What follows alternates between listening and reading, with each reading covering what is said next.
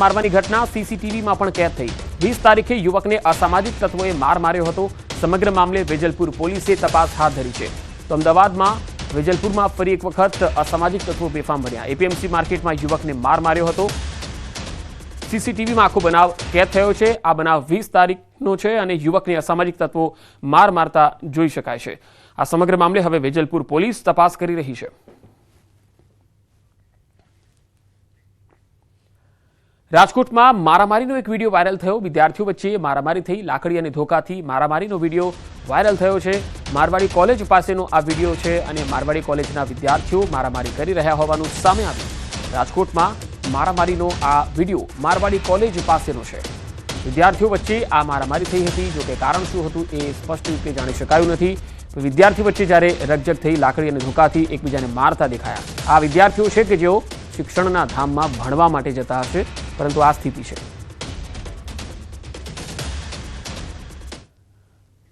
તો રાજકોટ અને આણંદ જ નહીં, સુરતમાં પણ અસામાજિક તત્વો બેફામ છે અને તેની સામે હવે પોલીસે કાર્યવાહી શરૂ કરી છે। અલગ અલગ વિસ્તારમાં ક્રાઇમ બ્રાન્ચનું પેટ્રોલિંગ અસામાજિક તત્વો ગુનાખોરી ન કરે તે માટે પ્રયાસો થઈ રહ્યા છે। શહેર ક્રાઇમ બ્રાન્ચ દ્વારા ડ્રોન મારફતે વિસ્તારમાં સર્ચ કરવામાં આવ્યું। શહેરના 5 વિસ્તારોમાં ડ્રોન પેટ્રોલિંગ કરવામાં આવ્યું। શહેરના પાંડેસરા, ડિંડોલી, ભેસ્તાન, ઊન પાટિયા, કોસાડ વિસ્તારમાં ડ્રોનથી સર્ચ કરાયું। રોડ પર કે સોસાયટીના નાકે અસામાજિક તત્વો દેખાય તો પોલીસ ત્યાંથી કાર્યવાહી કરતી હોય છે। સુરતના ડિંડોલીમાં મિત્રએ કરી મિત્રની હત્યા। સામાન્ય બોલાચાલીમાં હત્યા કર્યાનો આરોપ લાગ્યો છે। અપશબ્દ બોલતા થઈ ગઈ મારામારી। ડિંડોલી ભેસ્તાન આવાસ પાસે આવેલ પાંજરાપોળ બ્રિજની નીચે બની હતી આ ઘટના। નવી સિવિલ હોસ્પિટલ ખાતે ટૂંકી સારવાર બાદ મોહમ્મદ હુસૈનનું મોત નીપજ્યું।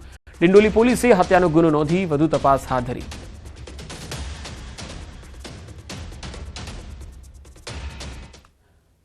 અને હવે વાત મોતની રફતારની।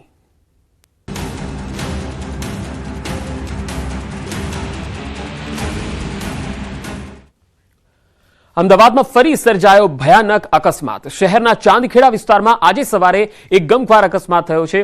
અમદાવાદના ચાંદખેડા એએમટીએસ બસ સ્ટેન્ડ પાસે એક બસ ઊભી હતી, જ્યાં એક એસયુવી કાર પાછળથી ઘૂસી ગઈ, જેના કારણે કારનો કચ્ચરઘાણ નીકળી ગયો। આ ગોઝારા અકસ્માતમાં એક વ્યક્તિનું મોત નીપજ્યું છે।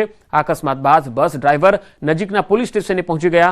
આ અકસ્માત બાદ સ્થાનિક લોકોના ટોળે-ટોળા ત્યાં આવી પહોંચ્યા, જેના કારણે રસ્તા પર ટ્રાફિકના દ્રશ્યો પણ સર્જાયા। આ ગોઝારા અકસ્માત બાદ બસ ડ્રાઈવરે પોલીસને આપેલી માહિતી પ્રમાણે બસ ચાંદખેડા બસ સ્ટેન્ડ પર પ્રવાસી લેવા ઊભી હતી, ત્યારે પાછળથી સ્પીડમાં આવતી કારના ચાલકે ભૂલથી ઊભેલી બસને પાછળથી અથડાવી હતી।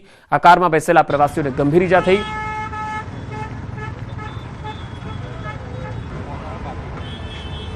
તો બે અલગ અલગ તસવીરો આપ જોઈ રહ્યા છો। અકસ્માતમાં એક વ્યક્તિનું મોત થયું છે, જ્યારે એક ઈજાગ્રસ્ત થયો છે। અમદાવાદના ચાંદખેડામાં એએમટીએસ અને કાર વચ્ચેનો આ અકસ્માત થયો, ત્યારે લોકોના ટોળે ટોળા અહીંયા ઉમટી પડ્યા હતા અને કારમાં જે લોકો બેઠા હતા તેમને નુકસાન પહોંચ્યું છે, એટલે કે એમને ઈજા થઈ છે। ભયાનક અકસ્માતના સીસીટીવી દ્રશ્યો પણ જોવા મળ્યા હતા।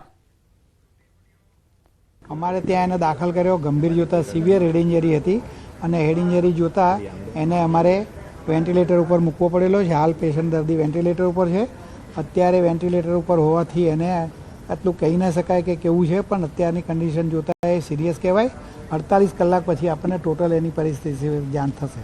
ગાંધીનગર બાજુથી પૂર ઝડપે જે એક્સયુવી ગાડીના ચાલક પૂર ઝડપે આવતા હતા અને એમણે એએમટીએસને પાછળથી ટક્કર મારી અને અંદર એએમટીએસના પાછળના ભાગમાં ઘૂસી ગયેલ અને જે એએમટીએસની પાછળના ભાગમાં એક્સયુવી ગાડી ઘૂસી જતા જે કાર ચાલક છે એની બાજુમાં બેઠેલ વ્યક્તિ છે એનું મૃત્યુ થયું છે, જેનું નામ હાલમાં વિકાસ તરીકે પ્રસ્થાપિત થયું છે। અને કાર ચાલક જે પ્રકાશસિંહ જેમને હોસ્પિટલમાં દાખલ કરવામાં આવેલ છે, એમની હાલત પણ ગંભીર છે અને અત્યારે હાલ આ કેસની તપાસ ચાલી રહી છે। વડોદરામાં કાર અકસ્માત મામલે મોટો ખુલાસો। રક્ષિત ચોરસિયાની કારના ડેટા મળી આવ્યા। કારના ડેટાનો વોક્સવેગન કંપનીએ રિપોર્ટ આપ્યો। અકસ્માત સમયે કારની સ્પીડ 130ની હતી। રક્ષિતે બ્રેક પણ મારી ન હતી। ઓટો બ્રેકના કારણે કાર ઊભી રહી હોવાનો ખુલાસો થયો છે। કારનું ડોંગલ રક્ષિતના મોબાઈલ સાથે કનેક્ટ હતું। પુનાથી આવેલા સેફટી ઓફિસરો ડાયગ્નોસ્ટિક લોક પણ લઈ ગયા હતા। રિપોર્ટ મામલે પોલીસ દ્વારા હજુ સુધી સત્તાવાર જાહેરાત નથી કરાઈ।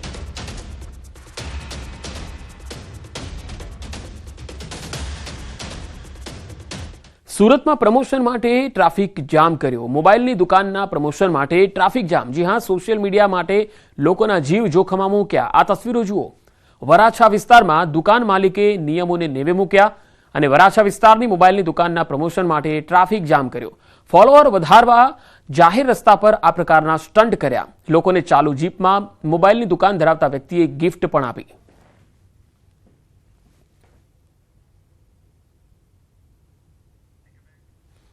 મસાલા ભરવાની સિઝનથી શરૂઆત થઈ છે અને ત્યારે આ વર્ષે મસાલાઓના ભાવને લઈ ગૃહિણીઓ માટે થોડા સારા સમાચાર છે. મસાલા માર્કેટમાં છેલ્લા 10 વર્ષની સરખામણીએ ભાવમાં થોડો વધારો નથી થયો. ગત વર્ષની સરખામણીએ આ વર્ષે લાલ મરચાના ભાવ ઘટ્યા છે. મરચું પાવડર 1 કિલોના 380 થી 550 સુધીના ભાવ છે, જે ગત વર્ષે 400 થી 700 સુધી હતા. આ રીતે જ જીરું, ધાણા, રાઈ, તલ, અજમો, મેથીના ભાવ પણ ગૃહિણીઓને પોસાય તેવા છે. અત્યારે મરચું, હળદર, ધાણા, જીરું, વરિયાળી સહિતના મસાલાની પુષ્કળ પ્રમાણમાં આવક થઈ રહી છે. મરચું કર્ણાટક, આંધ્રપ્રદેશથી મંગાવાઈ રહ્યું છે. गई साल से कम है थोड़ा. पिछले साल और महंगा था, उससे पिछले साल थोड़ा कम था. इस बार और कम आता है. ગયા વર્ષ કરતાં આ વર્ષે ભાવમાં બેન 20% ઘટાડો છે. ગયા વર્ષે ભાવ વધારો હતો, આ વખતે ઓછો ભાવ છે મરચામાં. મરચા અત્યારે કર્ણાટકથી આવે, મહારાષ્ટ્રથી. મરચાનું ઉત્પાદન વધારે એટલા માટે ભાવ ઓછો છે, 20% ડાઉન છે. રાજકોટના શાપર વેરાવળમાં બાઇક ચાલકે પોતાના જ બાઇકમાં તોડફોડ કરી. શાપર રોડ ઉપર બાઇક ચાલકે પોતાના જ બાઇક ઉપર પથ્થરા માર્યા. જાહેરમાં પથ્થર વડે ગાડીમાં તોડફોડ કરતા શખ્સનો વિડીયો પણ વાયરલ થયો છે. આ તસવીરોમાં તમે જોઈ શકો છો. શાપર વેરાવળ રોડનો આ વિડીયો છે જે સોશિયલ મીડિયામાં વાયરલ થઈ રહ્યો છે.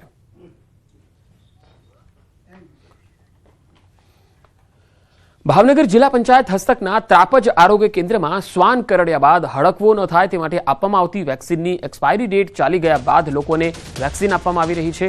અત્યાર સુધી 6 લોકોને એક્સપાયરી ડેટવાળી રસી આપવામાં આવી દીધી છે, જેમાં નવાગામ, અલંગ, ગોરખી અને ત્રાપજના રહેવાસીઓ છે. જોકે આ અંગે જિલ્લા યુવક કોંગ્રેસના ઉપપ્રમુખ ઘનશ્યામસિંહ ગોહિલે ત્રાપજ આરોગ્ય કેન્દ્રની મુલાકાત લીધી, જેમાં તંત્રની ગંભીર બેદરકારી છતી થઈ. આ અંગે ભાવનગરના મુખ્ય જિલ્લા આરોગ્ય અધિકારીએ જણાવ્યું છે કે તપાસ કરી જવાબદાર સામે કડક કાર્યવાહી થશે. તમામ આરોગ્ય કેન્દ્રમાં એક્સપાયરી ડેટવાળી જે દવા છે એની પણ તપાસ થશે. દવાની એક્સપાયરી ડેટ છે કે કેમ એ પણ ખાતરી કર્યા પછી રસી આપવાનું હોય છે, પરંતુ આ કેસમાં એક્સપાયરી ડેટની દવા આપી દેવામાં આવેલી છે. જે તે સ્ટાફની ભૂલ છે એની અમે ખાતરી કરી રહ્યા છીએ અને સાંજ સુધીમાં જે કંઈ જવાબદાર હશે એના સામે એક્શન લેવામાં આવશે. આ એક આરોગ્ય કેન્દ્રની અંદર દર્દીઓ સાથે ખૂબ મોટા પાયે ચેડા થતા હોય એવું જોવામાં આવ્યું છે. આરોગ્ય અધિકારીનું વિરોધ પક્ષના નેતા તરીકે ધ્યાન દોર્યું છે. તમામ સેન્ટરોની અંદર તાત્કાલિક ધોરણે વેક્સિનો હટાવવામાં આવે. વડોદરામાં તસ્કરોએ મંદિરને નિશાન બનાવ્યું. ભાયલી સ્ટેશન સ્થિત જૈન મંદિરમાં ચોરીનો બનાવ. દાનપેટી સહિતની કિંમતી વસ્તુઓ ઉઠાવી ગયા. મંદિરમાં ચોરીની ઘટના સીસીટીવીમાં કેદ થઈ છે. 2 તસ્કરો મંદિરમાં ગર્ભગૃહ સુધી પ્રવેશ કરી ચોરીને અંજામ આપ્યો. એક તસ્કર બહાર ઊભો રહી રેકી કરતો સીસીટીવી ફૂટેજમાં પણ દેખાયો. અટલાદરા પોલીસે સીસીટીવી ફૂટેજના આધારે તસ્કરોની શોધખોળ હાથ ધરી.